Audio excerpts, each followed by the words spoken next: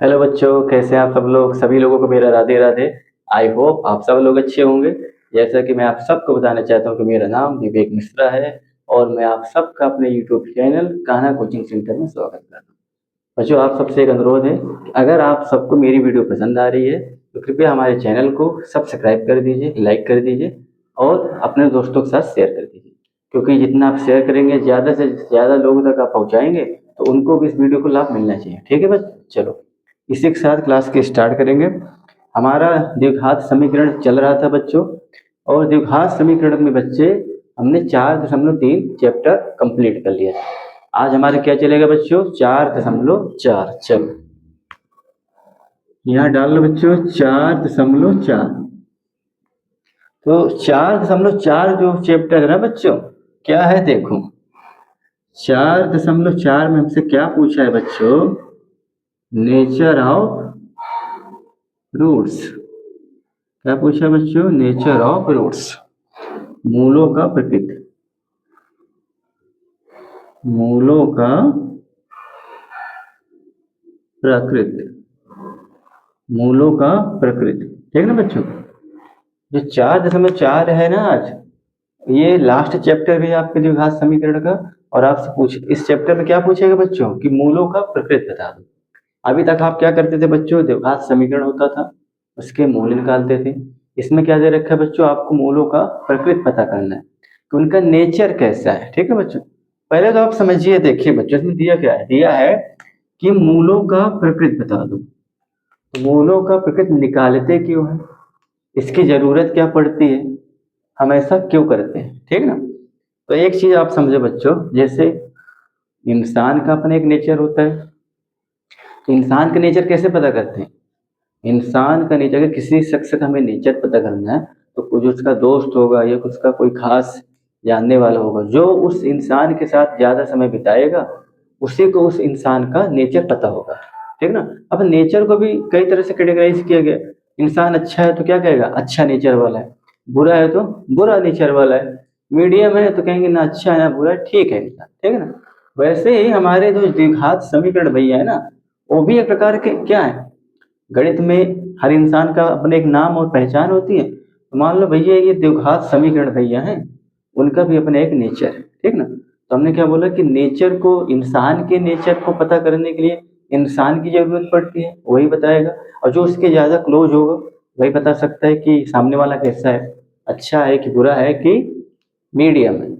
वैसे द्विघात समीकरण का नेचर कौन बताएगा? द्विघात समीकरण के भी अपने नेचर होते हैं। ठीक ना? और कितने नेचर होते हैं वो कौन तय करेगा? वो तय करने के लिए किसी भी द्विघात समीकरण का कैसा नेचर है, ये कौन तय करेगा? इस चीज को तय करने के लिए विविक्तर साहब आते हैं। कौन आते हैं? एक शख्स है जिनका नाम है विविक्तकर। ठीक है ना? वो ये आएंगे और वही तय करेंगे। वो कह रहे हैं भैया हम आएंगे, हम बताएंगे भैया द्विघात समीकरण का नेचर कैसा रखना है, कैसा है और कैसा नहीं है, और उनको कैसे हमें कैटेगराइज करना है। ठीक है ना? चलो, हमने क्या बोला बच्चों कि द्विघात समीकरण का नेचर पता करने के लिए, जैसे इंसान का नेचर पता करने के लिए कौन इंसान की जरूरत पड़ती, जो किसी भी इंसान के ज्यादा क्लोज होगा वही बता सकता है उसका नेचर कैसा है। वैसे द्विघात समीकरण का नेचर के लिए कौन आएगा? विविक्तकर साहब आएंगे। विविक्तकर साहब की मीटिंग होगी, वो क्या करेंगे? वो बताएंगे कि भैया किसी भी द्विघात समीकरण का नेचर या प्रकृति कैसी है। ठीक है ना? वो ही कैटेगराइज करेंगे। मतलब ये द्विघात समीकरण को खुद को नहीं पता कि हमारा नेचर कैसा है, लेकिन इनको सर्टिफाइड कौन करेगा? ये विविक्तकर साहब ही करेंगे। कहते हैं किसी चीज को प्रमाणित कर देना, तो वो प्रमाणित कौन करेगा? विविक्तकर साहब आएंगे, वही बताएंगे कि भैया आपका नेचर क्या क्या होगा, और अगर आपका ऐसा नेचर है तो आपको कैसा रखा जाएगा। जैसे इंसान में होता नहीं है कि भैया जिसका नेचर अच्छा होगा उसको यहाँ पर सिलेक्शन मिलेगा, जिसका नेचर अच्छा नहीं होगा उसको सिलेक्शन नहीं मिलेगा। ठीक है? वैसे वियुक्तकर में क्या है इनमें कि वियुक्तकर साहब ये बताएंगे किसका नेचर अच्छा है किसका बेकार है। अब उसमें क्या हुआ था, इंसान का नेचर पता चलेगा तो पता चलता है कि भैया जिसका नेचर अच्छा उनको सिलेक्शन, जिसको नहीं अच्छा उनको सिलेक्शन। यहाँ पर क्या होगा, वियुक्तकर साहब ये चेक करेंगे जिसका नेचर अच्छा होगा उसका अस्तित्व होगा मूल का, कहने का मतलब व्यक्तकर साहब ये तय कर देंगे कि भैया मूलों की प्रकृति या नेचर व्यक्तकर साहब बताएंगे, और उसी से ये तय कर देंगे कि जब भी आपने पढ़ा होगा कि अगर निम्नलिखित द्विघात समीकरण का मूल अस्तित्व में है तो भैया इनके क्या करना है, तो मूल निकालो, हल करो, नहीं है तो नहीं हल करना है। तो ये अस्तित्व में होना न होना कौन तय करेगा, ये व्यक्तकर साहब ही तय करेंगे। पहले इनका नेचर निकालेंगे कैसा होता है, फिर वही उसको क्या करेंगे, क्लियर करेंगे कि भैया जिनका अच्छा नेचर होगा उनका हम मूल निकलवाएंगे, जिनका अच्छा नेचर नहीं होगा उनका भैया मूल नहीं निकलवाएंगे, उनका अस्तित्व नहीं होता। चलो तो भैया इनका नेचर निकालने के लिए कौन आएगा, मूलों की प्रकृति, मूलों की प्रकृति का नेचर निकालने के लिए विभक्तकर साहब आएंगे। कौन आएंगे,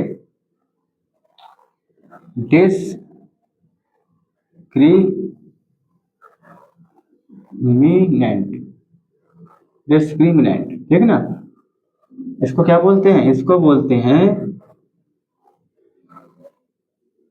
विभक्तकर, ठीक है बच्चों, क्या बोलते हैं, विभक्तकर। इसे कैपिटल डी से लिखते हैं, किससे लिखते हैं बच्चों, इसे कैपिटल डी से लिखते हैं, या क्या बोलते हैं, ग्रीक अक्षर डेल्टा से लिखते हैं। या तो इसे कैपिटल डी से लिखेंगे या ग्रीक अक्षर डेल्टा से लिखेंगे, ठीक है ना। इसका मान कितना होता है बच्चों, देखो हमारा एक द्विघात सूत्र होता है, इसका देखो द्विघात सूत्र क्या होता है बच्चों, x बराबर माइनस का b plus minus under root b square minus का 4ac बटे पर 2, ठीक है।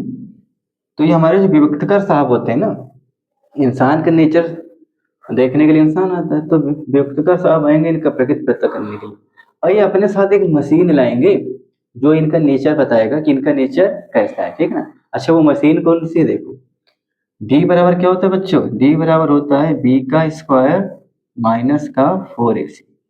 तो डी भैया क्या लेके आएंगे, ये मशीन लेके आएंगे, ठीक है ना। डी भैया क्या लेके आएंगे, ये मशीन लेके आएंगे, कहेंगे भैया ये हमारे पास मशीन है बी स्क्वायर माइनस का 4ac। इस मशीन के माध्यम से विभक्तकर साहब ये पता करेंगे कि भैया किसी भी द्विघात समीकरण का नेचर कैसा है, ठीक है ना। अच्छा नेचर तय करना, उनको सर्टिफाइड करना, उनको एक क्या होता है ना, उनको एक नाम देना, पहचान देना, वो विभक्तकर ही करेंगे। ये द्विघात समीकरण अपने आप से नहीं तय कर पाएंगे कि हम कैसे हैं क्या नहीं है, ठीक है ना। तो विभक्तकर साहब क्या पता करेंगे, इनकी प्रकृति पता करेंगे, और किसी भी द्विघात समीकरण की क्या क्या प्रकृति हो सकती है, तो विभक्तकर साहब क्या करेंगे, इनकी प्रकृति पता करेंगे, ठीक है ना। और मूलों की प्रकृति कितनी तरह की हो सकती है, तो 3 तरह की हो सकती है। क्या हो सकती है, 3 तरह की। तो डी बराबर होता है बी स्क्वायर माइनस का 4ac। और ये जो यंत्र या मशीन लाए हैं विभक्तकर साहब, इन्हीं का इस्तेमाल करके द्विघात समीकरण का क्या निकालेंगे, प्रकृति बता देंगे कि भैया इनका प्रकृति कैसा है, ठीक है ना। तो मूलों की प्रकृति कितनी तरह की होती है, 3 तरह की, 3 तरह की मूलों की प्रकृति निकलती है। और वो 3 तरह की मूलों की प्रकृति निकालेंगे कौन, ये विभक्तकर साहब निकाल के बताएंगे, ठीक है ना, कि इनकी प्रकृति 300 कौन कौन सी 3 प्रकृति होती है। चलो देखते हैं। ये आपने लिख दिया कि विभक्तकर साहब आएंगे और ये यंत्र या मशीनें लेके आएंगे, इनसे इनका नेचर को चेक करेंगे। इंसान का नेचर इंसान ही पता कर सकता है, जो उनके खास सगा संबंधी उनके आसपास ये जिक्र होता है।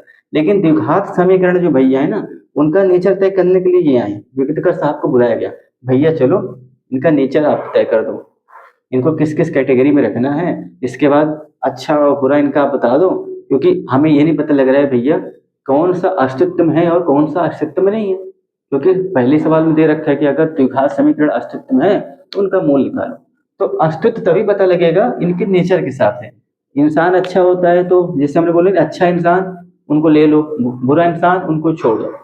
तो विभक्तकर साहब ये बताएंगे कि जिसकी प्रकृति अच्छी है उनका मूल निकाल दो, वो अस्तित्व में होंगे। ये सर्टिफाइड कौन करेगा, ये यही करेंगे कि भैया अस्तित्व में हमें किसको रखना है किसको नहीं रखना। तो यहीं से वो भी बताएंगे भैया अच्छे लोगों को अस्तित्व में रखना है, उनका मूल निकाल देना है, और जो बुरा होगा उसको भैया बाहर करो, ठीक है। तो विभक्तकर साहब भी मंत्र मशीन लेके आएंगे इनका प्रकृति निकालने के लिए। चलो अब आगे देखते हैं।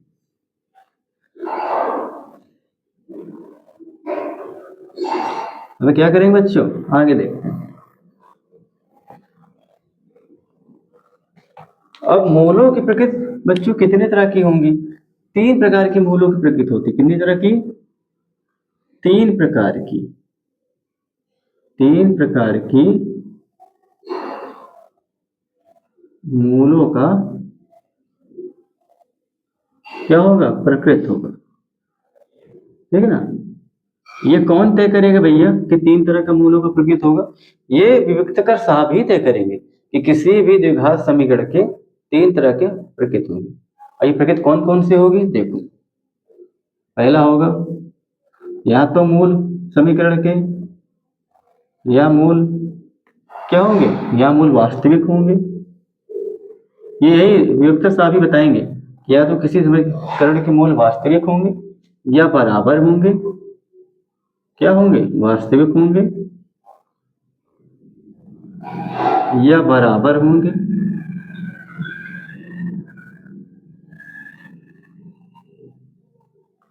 या फिर वास्तविक नहीं होंगे, या वास्तविक नहीं होंगे। हमने क्या बोला? या वास्तविक नहीं होंगे। ठीक है बच्चों, ये वास्तविक नहीं होंगे। ये 3 तरह के मूल कौन बताएंगे? विविक्तकर साहब। या तो वास्तविक होंगे, या बराबर होंगे, या वास्तविक नहीं होंगे। ठीक है, यही 3 तरह के नेचर बताए। ये 3 तरह के नेचर बताएंगे। इंसानों में नेचर होता है बुरा, अच्छा, थोड़ा मीडियम। लेकिन इनमें कैसे नेचर होता है? वास्तविक, बराबर, अवास्तविक नहीं होंगे, क्योंकि संख्या पढ़ रहे हो। ठीक है ना? सबका अपना अलग अलग नाम दिया जाता है। तो इस पे 3 तरह के नेचर को पता करने के लिए कौन सा आएंगे? विविक्तकर साहब आएंगे। देखो, अब विविक्तकर साहब यहाँ पर कुछ शर्त रखेंगे कि जो इन शर्तों को फॉलो करेगा उनको हम वास्तविक में रखें। देखो, इससे होता नहीं भाई, इन शर्तों को जो फॉलो करोगे उन्हें हम अच्छे में रखेंगे, जो इन शर्तों को रखेंगे उन्हें बुरे में रखेंगे। तो ऐसे विविक्तकर साहब क्या कहेंगे? विविक्तकर साहब कहेंगे हम उस चीज को निर्धारित करेंगे कि किसको हम अच्छा बोलेंगे, किसको बेकार बोलना, किसको वास्तविक बोलना है, किसको बराबर बोलना है, किसको वास्तविक नहीं। मतलब उन्होंने एक शर्त रख दी, जो इस कंडीशन या इस रूल को फॉलो करेगा उसको हम इस कैटेगरी में रखेंगे, या तो फिर जो इस वाले को करेगा उसको इसमें रखेंगे, जो किसी और को करेगा उसको इसमें रखेंगे। ठीक है, चलो। तो विविक्तकर साहब कहते हैं कि भैया डी बराबर क्या होता है? यदि डी का मान 0 से बड़ा हो। विविक्तकर साहब कहते हैं कि भैया अगर मेरा मान किससे बड़ा हो? 0 से बड़ा हो। और डी बराबर कितना हो? डी का मान अगर 0 से बड़ा हो बच्चों, और डी बराबर क्या होता है बच्चों? बी स्क्वायर माइनस का 4ac। ये डी का मान होता है। मतलब ये या तो डी कह लो, डी का मान 0 से बड़ा हो, या बी स्क्वायर माइनस 4ac का जो मान हो अगर 0 से क्या हो? बड़ा हो। बड़ा हो तो विविक्तकर साहब ने क्या बोला बच्चों?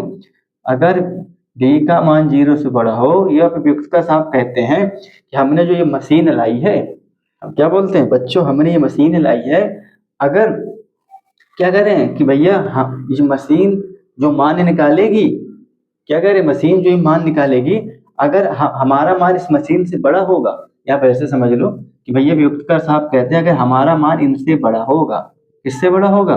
डी बराबर कितना होता है? बी स्क्वायर माइनस का 4ac होता है। तो अगर इनका मान किससे बड़ा होगा बच्चों? सॉरी, हमने क्या बोला? डी बराबर होता है बी स्क्वायर माइनस का 4ac। ठीक है ना? तो हमने क्या बोला बच्चों कि अगर डी का मान या बी स्क्वायर माइनस 4ac का मान 0 से बड़ा हो तो वियुक्तकर साहब क्या कहते हैं? कहते हैं तब मूल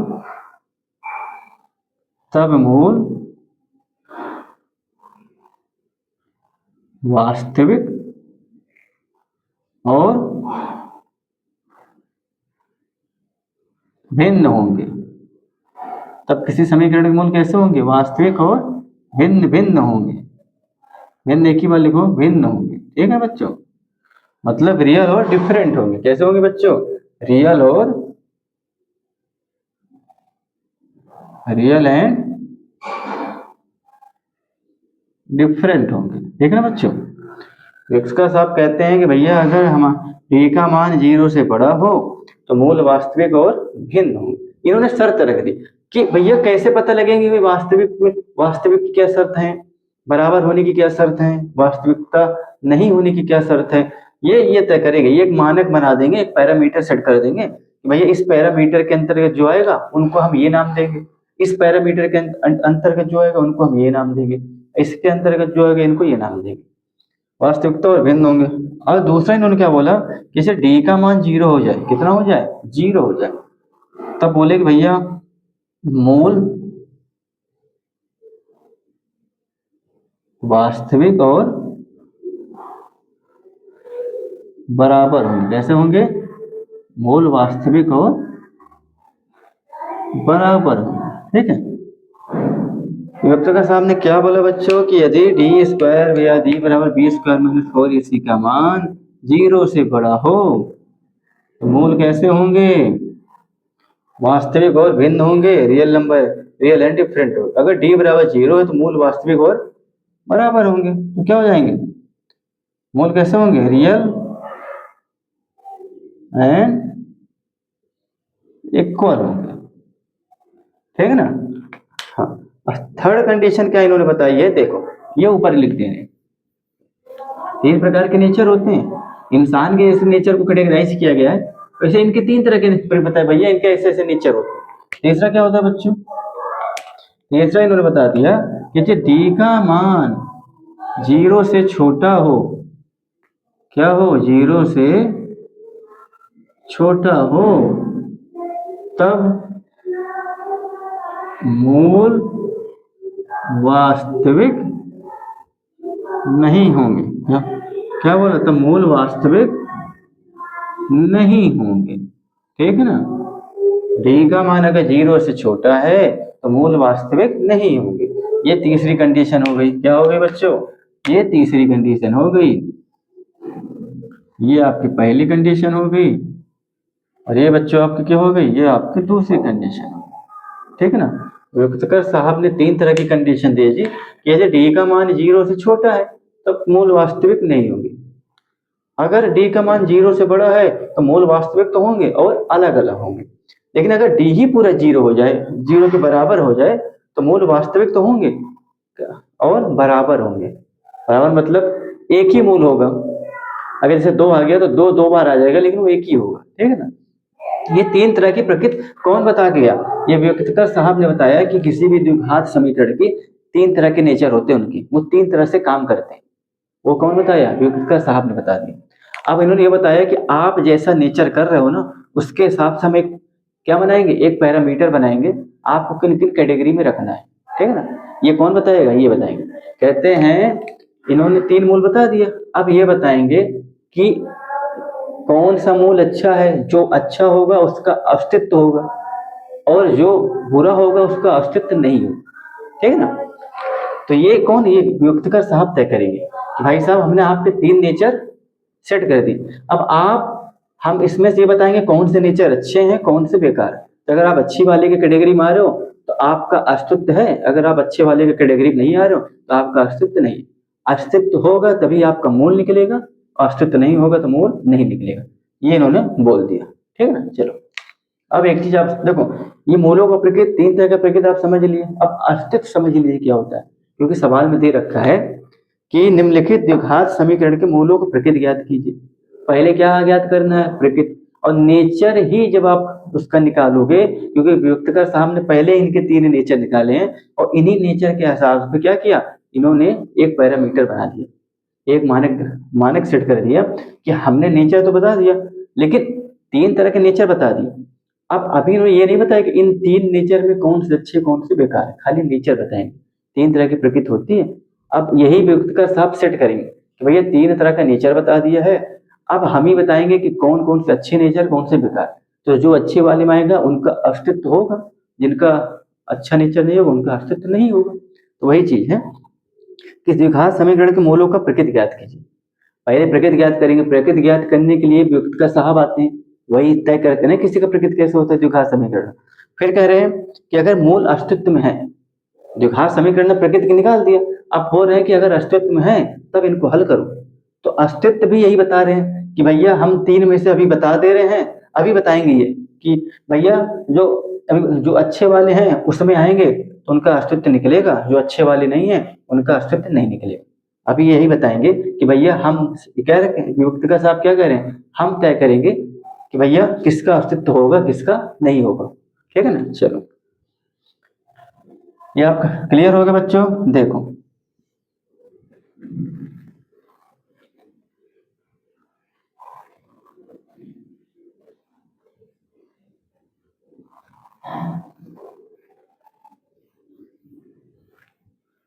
चलो बच्चों, अब आपको हमने क्या बताया कि हाँ, पहले तो आप इस बोलिए अस्तित्व होता क्या है। ठीक है ना। अस्तित्व का मतलब होता है किसी चीज का होना या किसी चीज को मौजूद होना। समझ ना। अस्तित्व का मतलब होता है किसी चीज का होना या किसी चीज का मौजूद होना। आप ये समझ लीजिए कि किसी भौतिक स्वरूप या किसी देखो, और वो चीज कैसे विद्यमान होगी, किसी चीज का भौतिक रूप से या वैचारिक रूप से विद्यमान होना, या किसी चीज का भौतिक रूप या वैचारिक रूप से होना, मौजूद होना, क्या कहलाता है, अस्तित्व कहलाता है। जैसे भौतिक का मतलब जिस चीज को हम छू सकते हैं, टच कर सकते हैं, देख सकते हैं, ये सब क्या होता है, भौतिक स्वरूप होता है। तो मतलब अस्तित्व भी इंसान ही उसको तय करता है। हमने बोला कि भैया किसी चीज का होना, किसी चीज का मौजूद होना क्या कहलाता है, अस्तित्व कहलाता है। अगर जो चीज है ही नहीं, हमारी कल्पनाओं में है, तो उसका अस्तित्व नहीं है। ठीक है ना। वही चीज संख्या पे होता है, जैसे प्रकृति में होता है ना, हमारे इर्द गिर्द इंसानों के बीच वही चीज संख्या पे होता है। जैसे हमने आपको एग्जाम्पल समझा रहे हैं, हमने बोला कि जैसे भौतिक स्वरूप आप ले लिए, हमने बोला कि कमरे में मेज और कुर्सी है, तो कमरे में मेज और कुर्सी का अस्तित्व है, हमें दिखाई दे रही ना, वो चीज विद्यमान है। जैसे हमने बोला कि डायनासोर और शेर ले लो, तो शेर का अस्तित्व है क्योंकि जंगल में शेर है, मतलब वो चीज मौजूद है। लेकिन डायनासोर का अस्तित्व नहीं है, मतलब वो चीज मौजूद पहले से मौजूद नहीं है। मतलब किसी चीज की उपस्थिति, जो चीज हमें दिखाई दे रही है, ये जिस चीज को हम महसूस करते हैं, जो चीज यहाँ पर विद्यमान है, उस चीज तो उसको बोलते हैं अस्तित्व। जो चीज है ही नहीं, जिसको हम महसूस कर ही नहीं सकते, सिर्फ कल्पनाओं में है, उसका अस्तित्व नहीं है। वैसे संख्या पर भी होता है कि संख्या में जिसका अस्तित्व है वो चीज यहाँ मौजूद है, उसको हम लेंगे, और जिसका अस्तित्व नहीं है उसको हम नहीं लेंगे। ठीक है ना। चलो अब जैसे हमने बोल दिया कि कमरे में मेज कुर्सी अस्तित्व है, हमने बोला ना हवा, हवा हमें दिखाई नहीं देती लेकिन महसूस करते हैं, उसका अस्तित्व है। हमने बोला आपको कि हवा, हवा को हम महसूस करते हैं। हमने बोला ईमानदारी, ईमानदारी हमने क्या ये देखी नहीं है, लेकिन हम इसको वैचारिक विचार में हमारे है कि ईमानदारी होती। ठीक है ना। हमने बोल दिया कि कमरे में हमने देखा कि ये हमने बोला कमरे में गुलाबी हाथी उड़ रहा है, तो गुलाबी हाथी तो होता ही नहीं, हमारी कल्पनाओं में, जिसका कोई अस्तित्व ही नहीं, सिर्फ हमारी कल्पनाओं में। ठीक है ना। अस्तित्व जहां तक है आपको समझ में आ गया होगा। ठीक है ना। चलो आगे देखते हैं। अब अस्तित्व हमने क्लियर बता ही दिया। अब यहाँ पर विवक्तकर साहब ही द्विघात समीकरण का नेचर बताएंगे और वही उनका अस्तित्व बताएंगे कि भैया कैसा अस्तित्व क्या है इनका, अगर अस्तित्व है कि नहीं, अगर होंगे तभी उनका मूल्य निकलेगा, नहीं है तो नहीं निकलेगा। ठीक है ना। तो जो चीज है, विद्यमान है, मौजूद है, कि उस चीज का होना अस्तित्व में होगा। जो चीज है ही नहीं कैसे निकाल देंगे। ठीक है? अब यही बताएंगे कि कौन अस्तित्व में होगा कौन नहीं होगा। देखो व्यक्तिकर साहब कहते हैं कि यदि, देखो व्यक्तिकर साहब क्या कहते हैं, यदि डी का मान 0 से बड़ा है, पहली बार सर 0 से बड़ा है, तो द्विघात समीकरण अस्तित्व में होंगे। किसमें होंगे बच्चों, अस्तित्व में होंगे। जब द्विघात समीकरण अस्तित्व में होंगे तभी तो उसके मूल अस्तित्व में होंगे। और इन्होंने क्या बोला कि यदि डी का मान 0 हो तब द्विघात समीकरण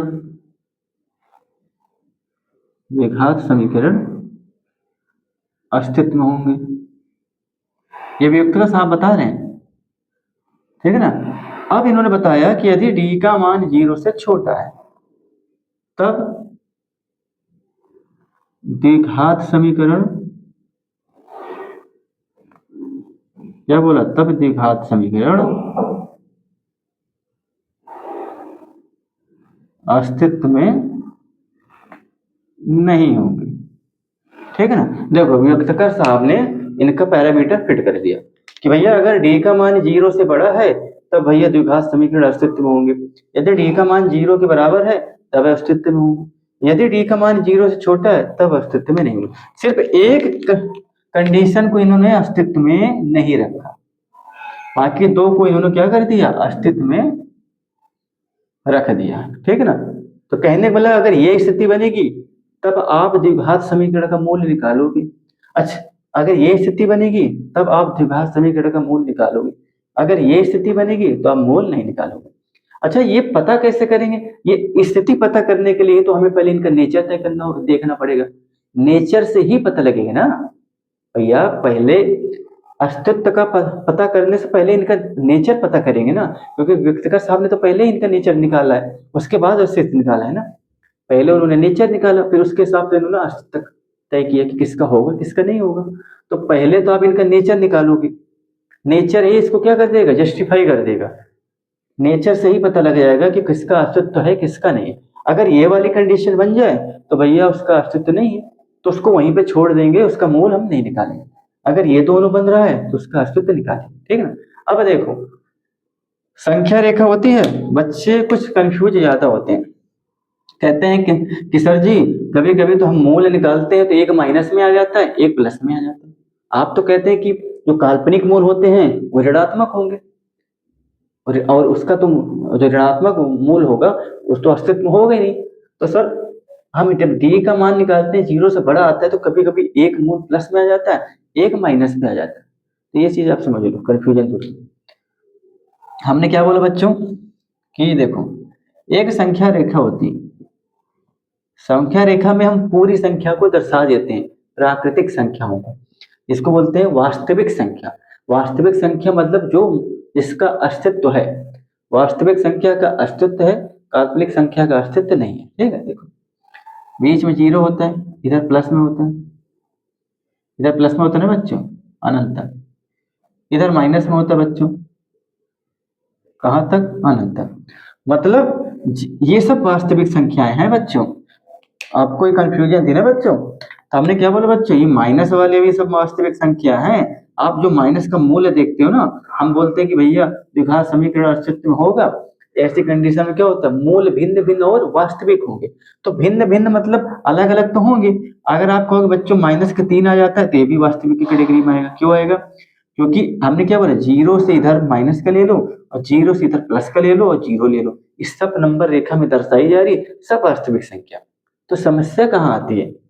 समस्या ये आती है बच्चों, देखो विविक्तकर होता क्या बच्चों, देखो आप गौर करोगे तो ये होता है बी स्क्वायर माइनस का 4ac, यही होता है बच्चों। अभी आपको तो किस मिटा दे रहे तब समझाएंगे।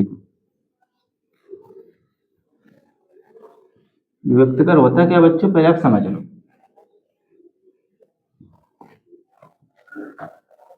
एक द्विघात सूत्र क्या होता है पहले आप ये बताओगे। द्विघात सूत्र बता दो हमें। कहोगे सर जी द्विघात सूत्र होता है माइनस का b plus minus b square minus का 4ac बटे होता है 2a, यही होता है बच्चों। ठीक है। अब एक चीज आप गौर करो, ये जो बी स्क्वायर माइनस का 4ac है, यही जो बच्चों हमारे वियुक्तकर है, यही तो हम निकाल लेते हैं, यही तो निकाल लेते हैं ना। तो माइनस का जो कंफ्यूजन है आज हम आपका दूर कर दे रहे हैं। हमने क्या बोला बच्चों, जब हम डी का मान निकालते हैं यहां से बी स्क्वायर माइनस का 4ac लेते हैं बच्चों, ये रूट के अंदर है ना बच्चों, देखो ये रूट के अंदर का मान तो हम ले रहे हैं।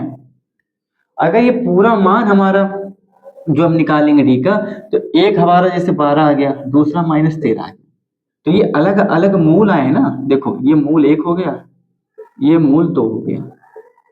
तो देखो हमने क्या बोला, विविक्तकर हमारा माइनस नहीं आया बच्चों, हमारे ये जो 2 मूल निकले ना तो एक मूल माइनस आया, ध्यान देना। हमने क्या बोला, विविक्त। आप कह रहे हो कि सर जी आपने बताया कि लास्ट वाला जो है अगर वो माइनस में आ जाता है तो मूल काल्पनिक होते।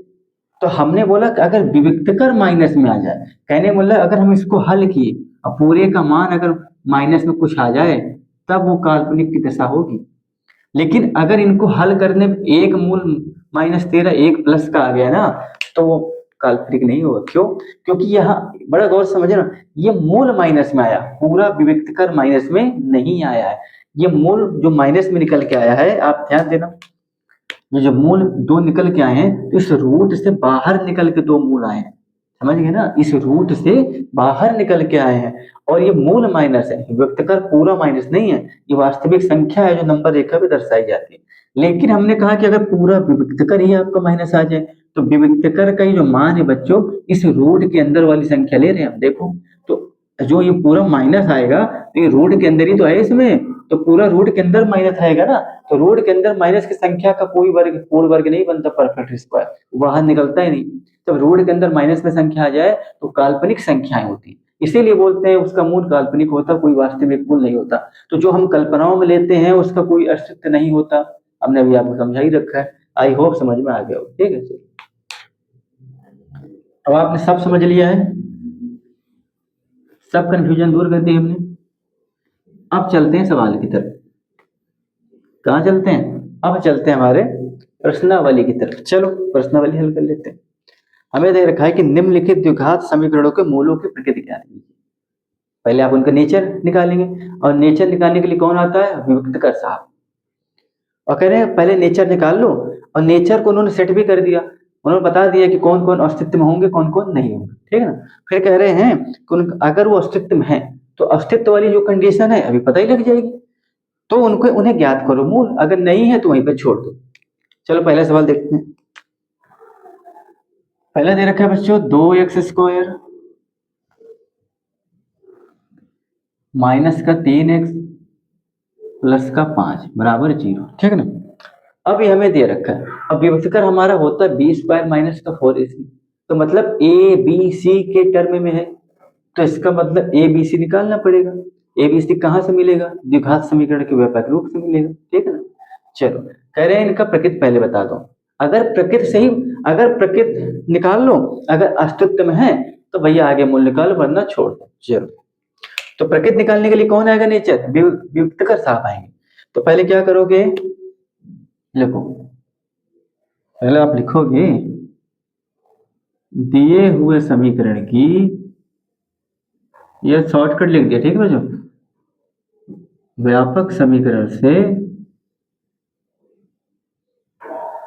तुलना करने में, क्या करने में बच्चों? तुलना करने में कर दो। व्यापक समीकरण क्या होता है? ax का स्क्वायर प्लस का bx प्लस का c बराबर 0। चलो अब आप पूछो भैया इसमें a कितना है, तो कहोगे सर जी 2 है, b कितना बच्चों? आप कहोगे 3 है, और c कितना बच्चों? 5। चलो अब इनका नेचर पहले निकालेंगे ना, नेचर निकालने के लिए कौन आएगा? वियुक्त कर साहब आएंगे, निकाल दो। d बराबर b² माइनस का 4ac, चलो निकाल दो। d बराबर बच्चों b कितना हमारा? माइनस का 3 माइनस 4, a कितना है 2, c कितना है 5। d बराबर बच्चा 3 त्रिकाई, देखो किसी भी संख्या के ऊपर जितनी घात होती है ना, मतलब उस संख्या का उतनी बार गुणा। अब माइनस माइनस तो प्लस हो जाएगा, देखो बच्चों -3 गुणे -3, 4 दूनी 8 5 40। d बराबर बच्चों माइनस माइनस प्लस 9 - 40, ठीक है ना।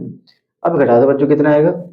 ये आ जाएगा बच्चों d बराबर माइनस का 31, प्लस माइनस माइनस होता है, हाँ घटेगा, तो 40 में 9 गया 31। हमेशा बड़ी संख्या के पीछे वाले चिन्ह लेते हैं, बड़ी संख्या क्या है? 40, 40 के पीछे क्या? माइनस, हमने लगा दिया, ठीक है ना बच्चों। 4 दूनी 8 5 40, 3 त्रिकाई 9। अब देखो हमारा पूरा d माइनस में आया है, पूरा d क्या आ गया? माइनस में आ गया। अब मूल नहीं कह रहे हैं, पूरा d माइनस आ गया। क्यों? अब ये d कैसे माइनस? आप एक सूत्र पढ़े, हमने बताया है ना कि bx बराबर क्या होता है? माइनस का b, देखो x बराबर क्या होता है बच्चों?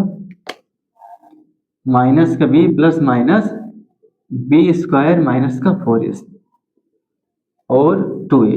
देखो d बराबर क्या होता है? b² माइनस का 4ac, तो मतलब हमने ये मान निकाला है बच्चों, और यही क्या आ गया? देखो ये मान हमने निकाला है, और यही कितना आ गया बच्चों? देखो ये आया माइनस का 31, तो मतलब हमने रूट का नहीं निकाला, खाली इसका मान निकाला। तो अगर इसकी जगह तुम 31 लिख दोगे माइनस का, तो ये तो भैया रूट के अंदर है ना। अब रूट के अंदर संख्या का माइनस में हो तो भैया वो काल्पनिक संख्या होती है, कोई परफेक्ट स्क्वायर उसका बनेगा नहीं। तो ऐसी चीजों का अस्तित्व होता ही नहीं है, समझ गए ना। इन चीजों का अस्तित्व नहीं होता। ये थर्ड वाली कंडीशन बन गई ना। थर्ड कंडीशन में क्या बताया था व्यक्त का सामने कि ऐसे मूलों का अस्तित्व नहीं होता द्विघात समीकरण का। और जब ऐसे द्विघात समीकरण का अस्तित्व नहीं होता तो हम मूल नहीं निकालेंगे, यहीं पर छोड़ देंगे। एक क्रॉस मत लगाना। अब बताने के लिए तो हम क्या कर देंगे, आप यहां लिख दो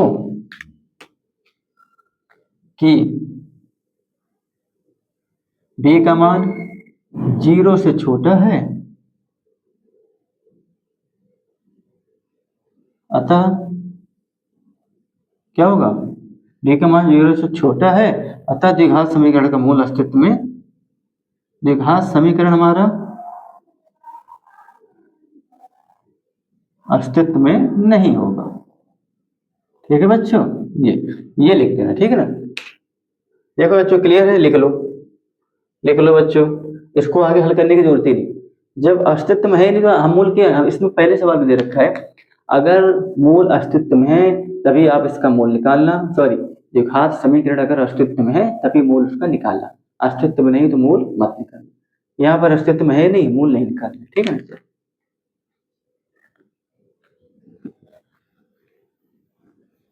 ये कर देते हैं।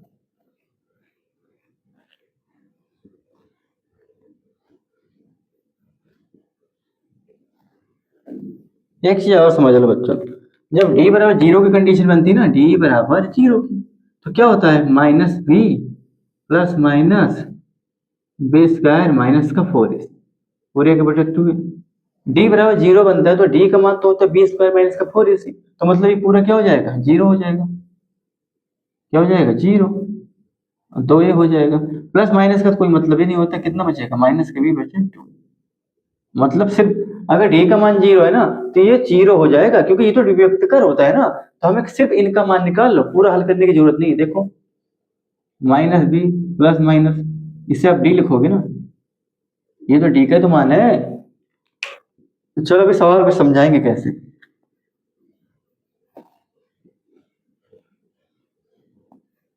अगला सवाल देखो, दे रखा है बच्चों कि 3x स्क्वायर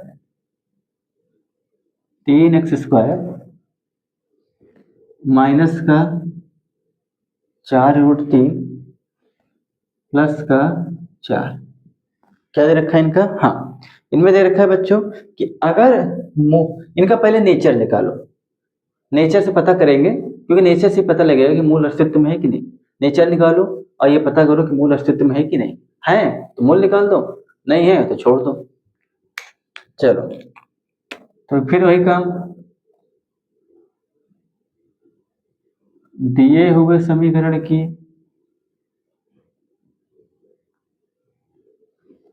व्यापक समीकरण से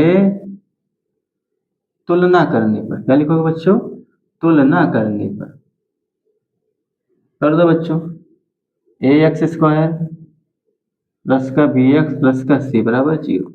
a बराबर कितना बच्चों 3, b बराबर कितना बच्चों माइनस का 4√3, c बराबर बच्चों 4।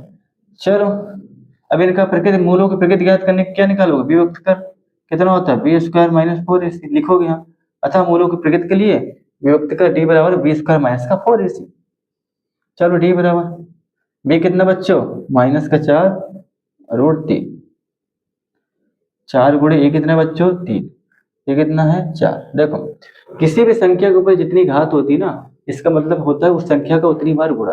तो 4 का 2 बार गुणा करोगे तो माइनस का 4 गुणे माइनस का 4 गुणे √3 का 2 बार गुणा करोगे √3, 4 3 12 चौके 48।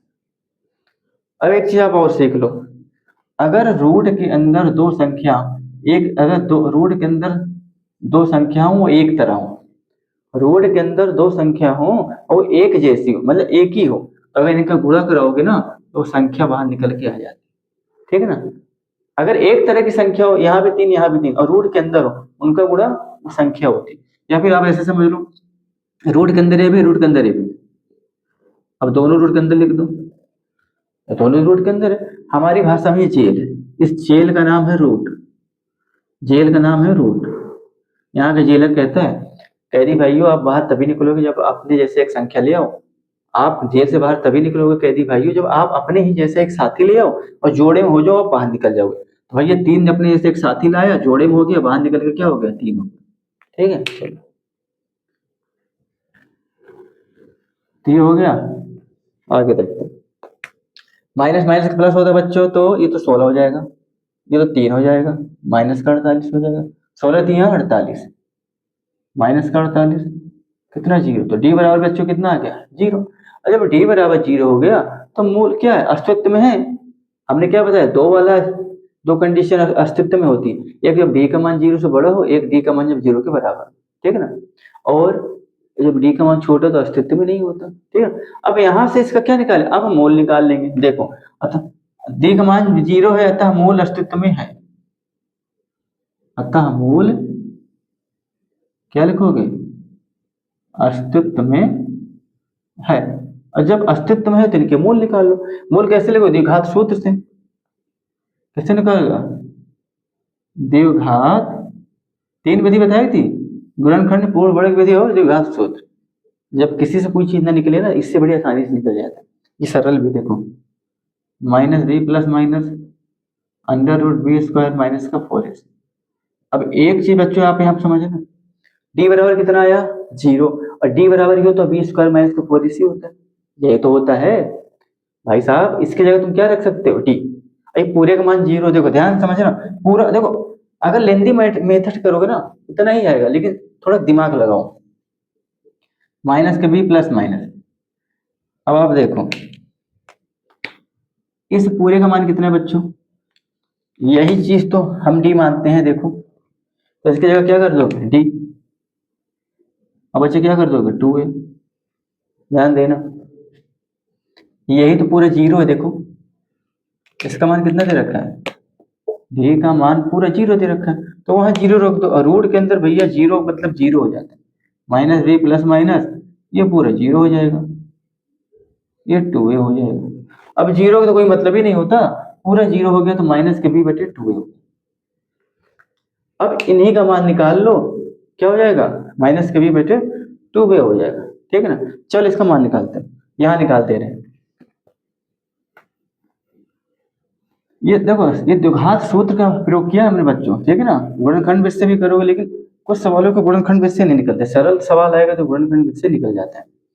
अब देखो हमने इसके जगह, ये तो पूरे देखो, जब दिमाग लगाओ, अगर 0 हो ही गया तो इतना लंबा क्यों खींचना, यहीं पे कर देते हैं।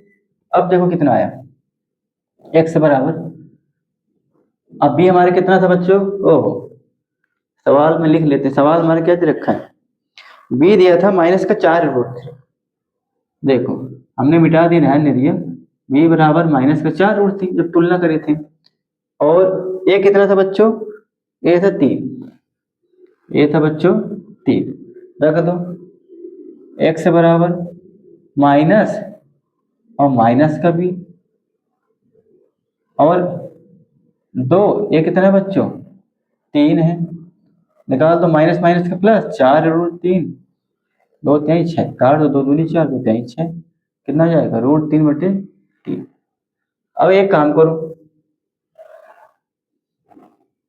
हाँ √3 बटे 3, 2 दूनी 4, नहीं नहीं नहीं ऐसा नहीं आएगा बच्चों। देखो गलत कर दिया मैंने, देखो बच्चों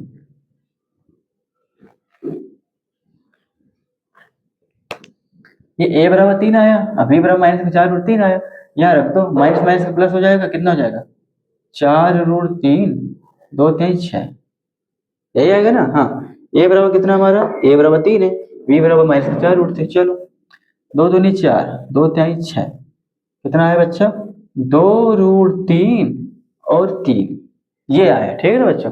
2√3 और 3, ये आपका क्या आ गया, मूल आ गया। अब d बराबर 0 में मूल बराबर होते हैं, भिन्न तो होते नहीं, तो जब बराबर होंगे तो भैया इसी तरह के एक और मूल आएगा, तो उसको एक ही माना जाता है।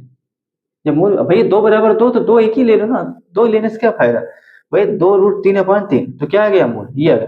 अब देखो प्लस माइनस का तो कोई रोल है ही नहीं इसमें ना, या तो इसमें देखो अब ये 2 मूल कैसे आएंगे, देखो यहाँ देखो, अगर आप एक चीज देखना, प्लस माइनस ये पूरा 0 हो गया, तो अभी प्लस है माइनस, तो अगर आप प्लस तो एक बार प्लस लोगे एक बार माइनस लोगे। चलो भैया ऐसा कर लेते हैं। देखो बाद में तो इधर क्या था प्लस माइनस जीरो था, तो एक बार प्लस लोगे तो रूट 3/3 एक ये हो जाएगा। एक बार माइनस लोगे तो इधर का माइनस भी लोगे तो इसके इधर वाले माइनस के इससे कोई लेना देना है ही नहीं ना, 2√3/1 ही आ जाएगा। ठीक है ना, कहने वाले मूल बराबर हो जाएंगे ना, तो जब मूल बराबर होता है तो मतलब एक दो तो दूसरा भी दो होगा, तो जब दो बार दो आ गया तो उसको एक ही ले लो ना। आप समझ लो अगर 2√3/3 है ना तो दूसरा भी क्या होगा यही होगा। ठीक है ना, चलो ये आपके मूल निकल आए। 2 दूनी 4, हाँ 2 3 6। चलो देख लेने यही होगा। ठीक है ना, 2 दूनी 4 और 2 3 कितना हो जाएगा बच्चों, ये हो जाएगा हाँ 2 दूनी 4 और 2 3 6 ये। चलो ठीक है,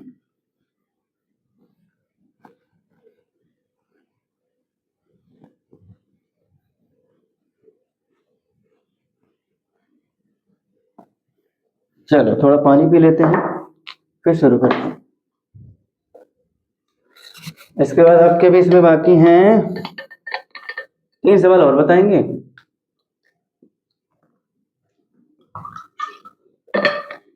3 सवाल आपके और बताएंगे।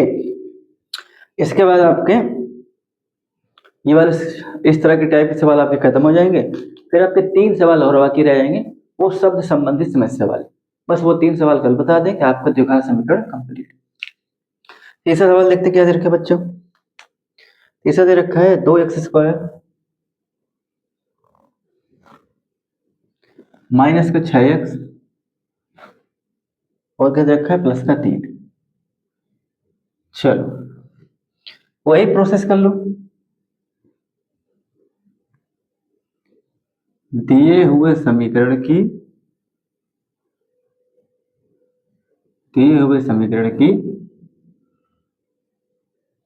व्यापक समीकरण से क्या करोगे बच्चों, तुलना करनी। क्या करोगे, तुलना कर दो। व्यापक क्या होता है, ax² प्लस का bx प्लस का c बराबर 0। ए बराबर बच्चों बताओ तो कितना होगा 2, बी बराबर बच्चों माइनस का 6 और सी बराबर बच्चों 3। चलो अब इनका व्यक्त कर निकाल लो बच्चों। डी बराबर b² माइनस का 4ac। चलो बी कितना हमारा बच्चों माइनस का 6, तो माइनस का 6 का वर्ग माइनस 4 × 2 ए कितना, सी कितना 3। देखो डी बराबर बच्चों -6 का 2 बार गुणा कर दो, 4 दूनी 8 3 का 24। अब माइनस माइनस का प्लस 6 6 36, डी बराबर 36 और ये 24 कर दो, कितना आ जाएगा डी बराबर 12। अब डी बराबर 12, डी का मान 0 से बड़ा है। जब डी का मान 0 है तो पहली वाली शर्त लग जाएगी, इसका अस्तित्व है। ठीक है ना, अस्तित्व की हमने दोनों कंडीशन बता रखी थी, सिर्फ लास्ट वाला नहीं लगता है, बाकी दोनों अस्तित्व में लगते हैं। इसका मतलब ये अस्तित्व में है। क्या लिखोगे, डी का मान 0 से क्या है बड़ा है, अतः मूल द्विघात समीकरण अस्तित्व में होगा। ये लिखो, द्विघात समीकरण के मूल अस्तित्व में होंगे, निकाल लो। या द्विघात समीकरण होगा, दोनों बराबर ही है, अस्तित्व में होंगे। जब अस्तित्व में होंगे तो इनका मान निकाल लो। चलो निकालते हैं, ये यहाँ निकाल देंगे इस तरफ। ठीक है, ये आप लिख लो, स्क्रीनशॉट लिख देना, आगे लिख देना। ठीक है, अभी इसको आगे निकाल देना।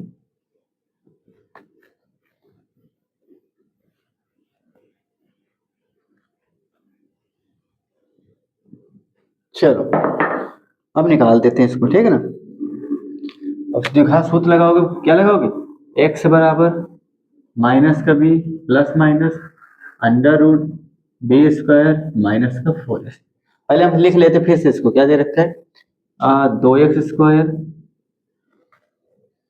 माइनस का 6x और प्लस का 3 ना। अच्छा तुलना करोगे, देखो ये भी तो लिखना पड़ेगा, ये साइड में लिख दे रहे हैं। ए बराबर कितना हो जाएगा बच्चों 2, बी बराबर कितना हो जाएगा माइनस का 6, सी बराबर कितना हो जाएगा 3। चलो अभी हमारा सूत्र होता है, पहले पुट कर दो भैया, बी कितना है 6, माइनस पहले से था और हमारा वाला minus, plus minus b square कितना हो जाएगा बच्चों, देखो बी का ऊपर 2 का घात मतलब बी का गुणा 2 गुना, माइनस 6 गुणते माइनस 6, माइनस माइनस का प्लस, 6 दूना 36, तो यहाँ पहले क्या लिख दोगे 36 लिख दो, माइनस 4, ये कितना है बच्चों 2, और सी कितना बच्चों 3, और ये का 2, ये कितना है बच्चों 2, चल निकाल लो, माइनस माइनस प्लस, तो 6 प्लस हो जाएगा, प्लस माइनस 36, 4 दूनी 8 त्रिका 24, 2 दूनी 4, ठीक है। चलो x बराबर 6 प्लस माइनस 36 में 24 गए बच्चों 12, कितना आ गया 4 आ गया, ठीक है ना। अब रूट से इसको देखो, रूट के अंदर 12 है तो भैया हम इस रूट को क्या बोलते हैं, हम जेल बोलते हैं, और इस जेल का नियम है कि भैया आप अपने जैसे एक संख्या ले आओ और जोड़े में हो जाओ, आप बाहर निकल जाओ। अब कैसे चेक करेंगे, 12 का गुणनखंड निकाल लो, 2 छंग 12, 2 3 6 और 3 एकम 3, तो आप क्या लिखोगे इसको, देखो x बराबर 6 प्लस माइनस 2 गुणे 2 गुणे 3 पूरे का 4, ये लिखोगे ना, देखो ये लिखोगे। हमने क्या बोला, जेल का क्या नियम है, आप अपने जैसे एक संख्या ले आओ, जोड़े में हो जाओ, बाहर निकल आओ, तो 2 तो भैया निकल आएगा बाहर, 2 तो बड़ा होशियार था भाई, इसने तो जोड़ा बना लिया, देखो x बराबर 6 प्लस माइनस और 2 बाहर निकल आए, 3 बेचारे अंदर फंस गए, और क्या हो जाएंगे, ये 4 बच जाएगा, ठीक है ना। अब क्या करोगे भैया, 2 कॉमन ले लो, 2 यहाँ से कॉमन लिया तो 3 बच जाएगा, यहाँ क्या हो जाएगा 3 रूट 3 हो जाएगा, नीचे 4 हो जाएगा, 2 1 कम 2, 2 दूनी 4 काट दो, कितना बचेगा बच्चों, x बराबर 3, और क्या बचेगा बच्चों, ये माइनस, अच्छा प्लस माइनस दोनों में तो है, देखो हाँ ये प्लस माइनस में तो है, प्लस माइनस क्या, प्लस माइनस अंडर रूट 3 और बटेगा 2, एक बार प्लस में ले लो, एक बार माइनस में ले लो, देखो प्लस माइनस लगा ना, एक बार प्लस में ले लो तो x बराबर कितना आ जाएगा बच्चों, 3 प्लस अंडर रूट 3 बटे 2, एक बार माइनस में ले लो तो 3 माइनस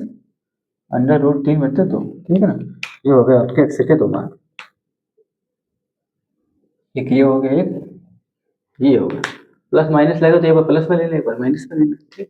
चलो आई होप समझ में आया होगा, चलो ठीक, इसको मिटा, अब अगले सवाल हम क्या करते हैं इसका बच्चों, अब अगला सवाल करते हैं, ठीक है ना बच्चों, चलो इसको मिटा देते हैं,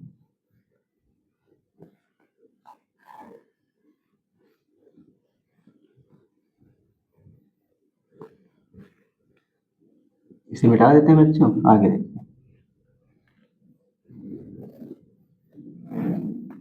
चलो अब इस तरह के सवाल खत्म हो गए, दूसरा शुरू हो गया, हमसे कह रहा है कि निम्नलिखित, हाँ निम्न प्रत्येक द्विघात समीकरण में k का ऐसा मान ज्ञात करो कि जिसके लिए क्या हो, उस k का मान ज्ञात कीजिए कि उसके 2 बराबर मूल हो।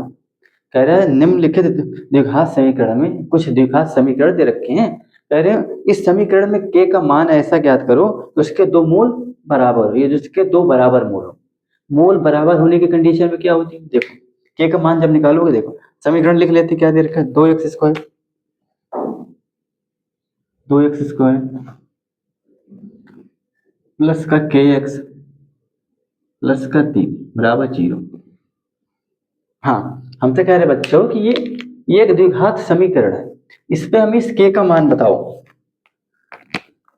क्या कह रहे इस k का ऐसा मान हमें बता दो कि भैया जब 2 मूल बराबर हो, तो k का ऐसा मान निकालना है कि जब उसके 2 मूल बराबर हो, तो जब 2 मूल बराबर होते तो क्या कंडीशन होती है, d बराबर 0 होता है, यही तो होती है भाई। जब k का ऐसा मान ज्ञात करो कि इसके 2 मूल बराबर, इसमें दे रखा है भैया k का ऐसा मान ज्ञात कीजिए कि इसके 2 बराबर मूल हो, मतलब k का तुम्हें ऐसा मान निकालना है कि दोनों क्या होना चाहिए, अगर सपोज करो तुमने k का मान निकाला तो दूसरा भी 2 होना चाहिए, क्योंकि कह रहा है दोनों मूल बराबर होने चाहिए, और जब बराबर की कंडीशन होती है तो हम व्युत्क्रम का कौन सा नेचर लगाते हैं, व्युत्क्रम कौन सा नेचर हमें बताया था द्विघात समीकरण का, d बराबर 0। जब d बराबर 0 हो, यही तो बता रखा है ना कि भैया k का ऐसा मान ज्ञात करो कि उसके 2 बराबर मूल हो, तो भैया जब k का ऐसा मान ज्ञात करना है कि दोनों मूल हमारे बराबर आने चाहिए, अगर एक 2 आया तो दूसरा भी 2 आना चाहिए, तो अगर बराबर की कंडीशन में डी हमारा क्या होता है, 0 होता है, यही तो लगता है। तो चलो पहले लिखो, क्या लिखोगे पहले कि जब मूल बराबर होंगे, जब मूल बराबर होंगे, बराबर की दशा क्या होती है, जब मूल बराबर होंगे, क्या लिखोगे, तो वियुक्त का डी बराबर क्या होगा, 0 होगा। जब मूल बराबर होंगे तब वियुक्त कर, तब वियुक्त कर डी बराबर 0 होगा, यही होगा।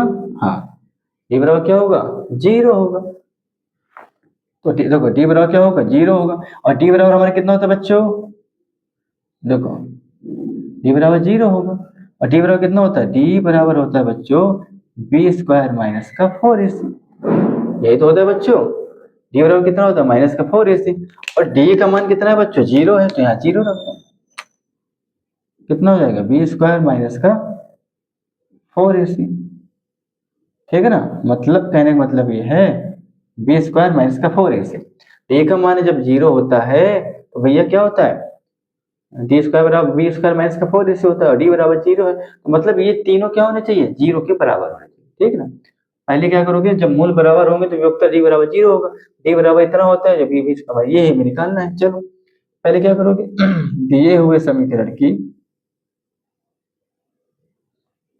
दिए हुए समीकरण की व्यापक समीकरण से तुलना करना। क्या करोगे बच्चों, तुलना करना करो। तो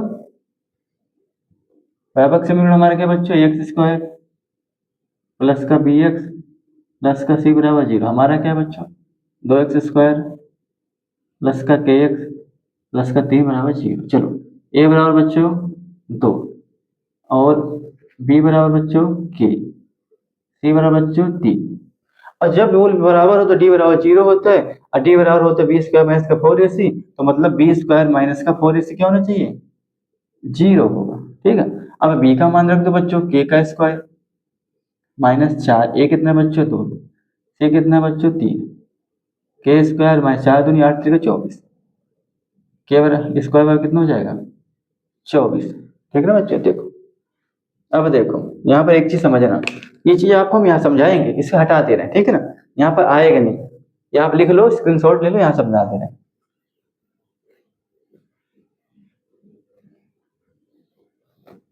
चीजों को बारीक से समझो, रटना नहीं है। के स्क्वायर बराबर कितना आया, 24। क्लियर है, चलो अब एक चीज ध्यान देना, जब घात ये 2 है ना, रूट का मान होता है बच्चों 1/2, रूट का मान होता है 1/2। और जब इधर कोई बराबर की इधर अगर 2 की घात हो, बराबर बराबर की इधर किसी संख्या पे घात हो, अगर बराबर की उधर जाती है तो संख्या घात की संख्या क्या होती है, पलट जाती है। मतलब इधर जाके 2 कितना हो जाएगा, 1/2, कितना हो जाएगा बच्चों, 1/2 हो जाएगा। 1/2 रूट का मान होता है तो के बराबर कितना हो जाएगा, प्लस माइनस 24। ठीक है ना बच्चों, ये समझ लो आप।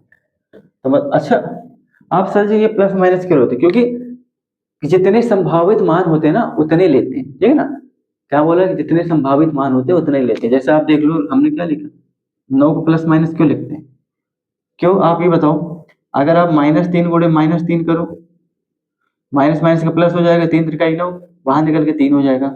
ये आप +3 गुणे +3 करो भी 3 आएगा, मतलब माइनस का भी आपका मान निकल के 3 आ जाएगा, -9 का भी क्या, -9 का भी आप मान 3 आएगा, और +9 का भी मान क्या आएगा, 3।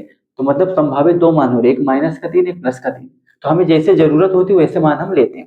जहां जरूरत अकेले की हुई हम अकेला ले लेते हैं, जहां दोनों की जरूरत है हम दोनों लेते हैं। ठीक है ना,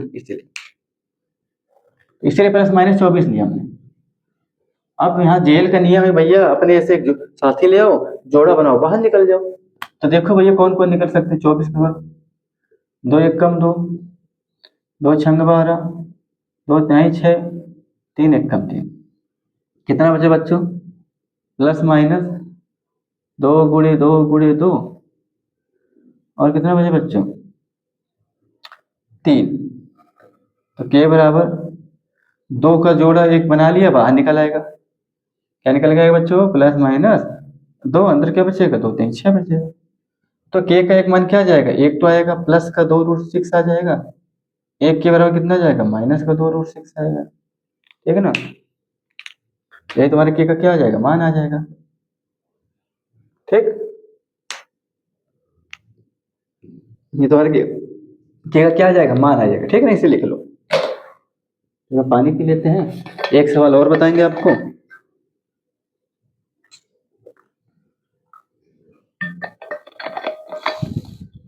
चलो एक सवाल आपके और बताएंगे। चलो ये हटा देना, ठीक बच्चों?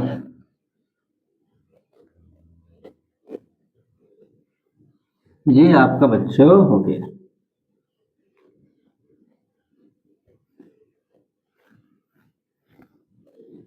चलो अगला सवाल देख लेते हैं बच्चों। क्या दे रखा है कि के एक्स, क्या दे रखा है?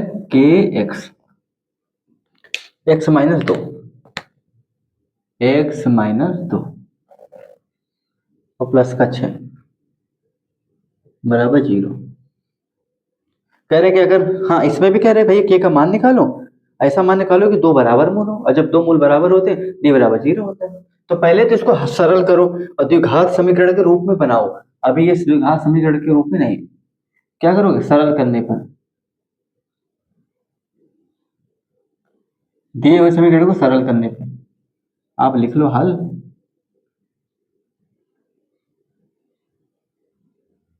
दिए हुए समीकरण को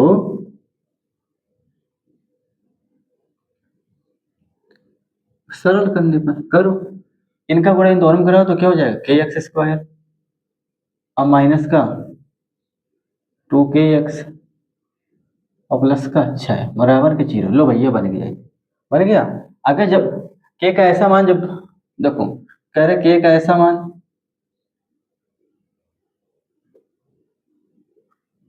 जब दो मूल बराबर हो, दो मूल बराबर हो तब डी बराबर 0 होगा। क्या होगा? डी बराबर 0 होगा। डी बराबर 0 होगा तो डी बराबर होता है बी स्क्वायर माइनस का 4ac, अर्थात बी स्क्वायर माइनस का 4ac बराबर क्या हो जाएगा? 0 हो जाएगा। क्यों? क्योंकि इसी के तो मान है, डी बराबर 0 है। कितना हो जाएगा? 0 हो जाएगा। अब क्या करोगे? दिए हुए समीकरण की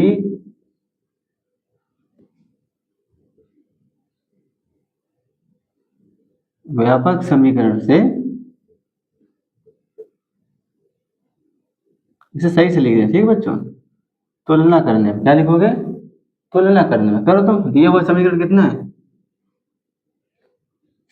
के एक्स स्क्वायर माइनस का 2kx प्लस का 6 बराबर 0। व्यापक समीकरण क्या? ए एक्स स्क्वायर प्लस का बी एक्स प्लस का सी बराबर 0। ठीक है ना? चलो ए बराबर बच्चों के, बी बराबर बच्चों माइनस का 2 और सी बराबर बच्चों 6। अब डी बराबर 0 की कंडीशन में क्या होता है? बी स्क्वायर माइनस का 4ac बराबर 0 होता है। लिख दो बी स्क्वायर माइनस का 4ac बराबर 0। बी कितना बच्चों? माइनस का 2k का स्क्वायर माइनस 4 गुणे कितना है? के, माइनस का क्या है? क्या नहीं के, से कितना है बच्चों? 6 है। ठीक है ना? माइनस देखो, माइनस का 2k गुणे माइनस का 2k, माइनस 4×6 = 24 का के, माइनस माइनस प्लस होता है 4k स्क्वायर और माइनस का 24k बराबर 0। बराबर क्या हो जाएगा? 0। इसको यहां देख लेते हैं।